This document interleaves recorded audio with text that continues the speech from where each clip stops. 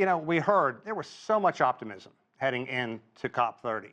The world horribly missed all its goals detailed in the historic Paris Accord a decade ago, and this many people viewed as a chance to simply reboot. Did it happen, and what is your take on what many are considering a very bland, uninspiring final comment that is shaping up? Yeah, well, this COP or Conference of Parties is really the world's best mechanism and the world's best chance to bring countries and other delegates from around the world together to reach consensus about how to address climate change. So hopes were very high that with this COP, we could move beyond setting goals and really talk about how we're going to implement those goals. So hopes were high that we would create a roadmap for transitioning away from fossil fuels, that there would be a roadmap for funding adaptation measures to help developing countries adapt to climate change, and a roadmap for ending deforestation as well. And while the negotiators are still negotiating, and it's about 9 p.m. on the last official day of COP today, it looks like we're going into overtime. We don't have any final decisions, but the texts we've seen as of today, the documents we've seen, really don't present the level of progress that many people here were hoping for. And so many people, including myself, are wondering, what we can go home with and Yeah. what we can tell future generations we did here. Did we do enough to And, protect their future? and we also heard a lot of discussion about the fossil fuel issue. Was there any progress, do you believe, made on some kind of phased out agreement? Because Saudi Arabia has a lot of oil, a lot of money, and a lot of clout. Not to mention the current U.S. administration is in its corner as well. So is it fair to say, from what we've heard out of there, that the Saudis chiefly nixed, at least to this point, any mention of fossil fuels? Yeah, so this was an interesting one because a roadmap for phasing out fossil fuels wasn't officially on the COP agenda. And yet there was a lot of talk and a lot of energy around it, particularly from civil society organizations, so non-governmental organizations. And over the course of the week of COP, we saw a couple dozen countries really sign on to this roadmap idea to transition away from fossil fuels. But for what we're seeing of the latest texts, there's no mention of a roadmap for transitioning away from fossil fuels. And it doesn't look like that coalition of countries has gotten big enough to really make its way into some of these final decisions.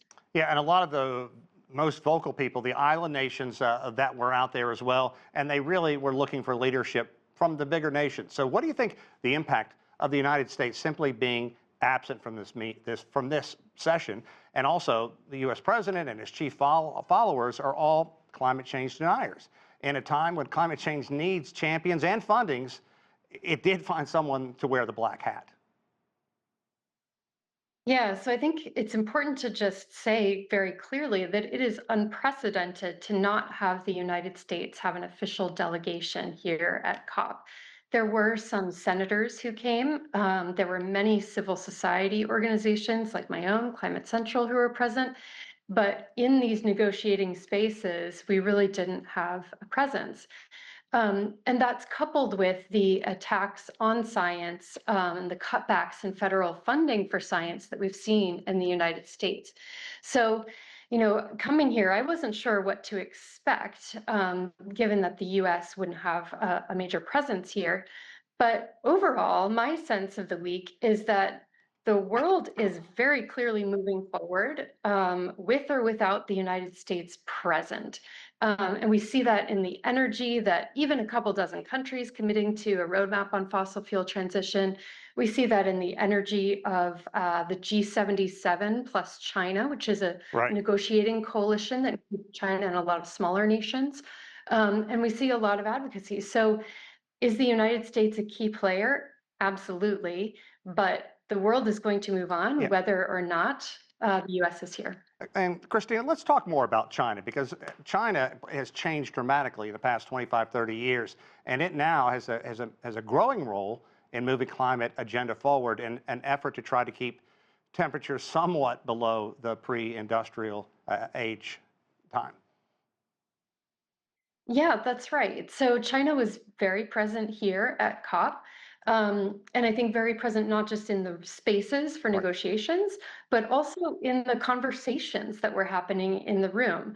I think the world has come to recognize that China's the leading producer of renewable energy, like solar panels, and that's really helping to bring down the cost of these clean energy technologies so that many countries around the world can take advantage of them and adopt them. And in some of those countries, they don't have electricity widespread yet. And so there's a sense that they could be taking advantage of some of these cheaper renewable technologies rather than going through a path using fossil fuels, as many developed countries like the United States and the European Union have done.